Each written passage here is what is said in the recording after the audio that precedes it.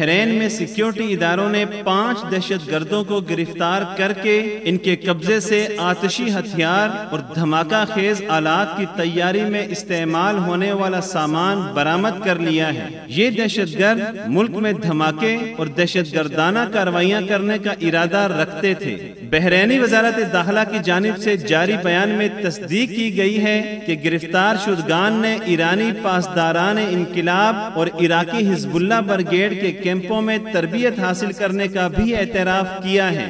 دہشت گرد تنظیم کے دیگر ارکان کا پتہ چلانے اور ان کو گرفتار کر کے عدالت میں پیش کرنے کے لیے تلاشی کی کارروائیاں جاری ہیں۔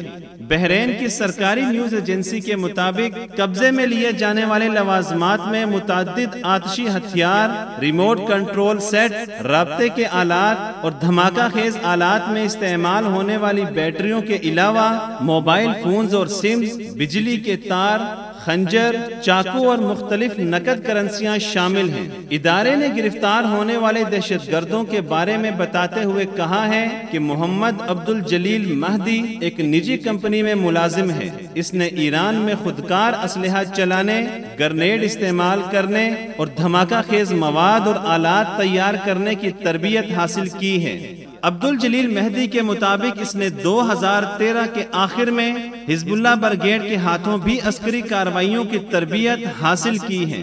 دوسرے دہشت گرد محمود جاسم مرہون نے پہلے ایران میں پاسداران انقلاب کے پاس عسکری ٹریننگ حاصل کی اور پھر عراق میں حزب اللہ بریگیڈ کے کیمپ میں تربیت حاصل کی۔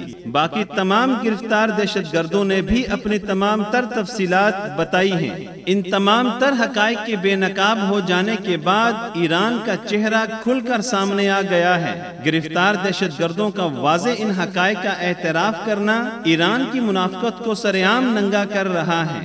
خلیجی ممالک ایرانی انتشار کا خاص ہدف بنے ہوئے ہیں۔ آئے دن رونما ہونے والے دہشت گردی کے تمام واقعات کے پینترے ایران سے ہی ملتے ہیں۔ ہر شورش اور فتنے کی دراڑیں ایران تک جا رہی ہوتی ہیں۔ ایرانی شیعہ حکومت ان مقاصد کے لیے بے دریغ وسائل استعمال کر رہی ہے۔ اس لیے ضروری ہے کہ ایرانی حکومت کا چہرہ بے نقاب کیا جائے تاکہ امت مسلمہ ایران کے ڈسنے سے محفوظ رہ سکے۔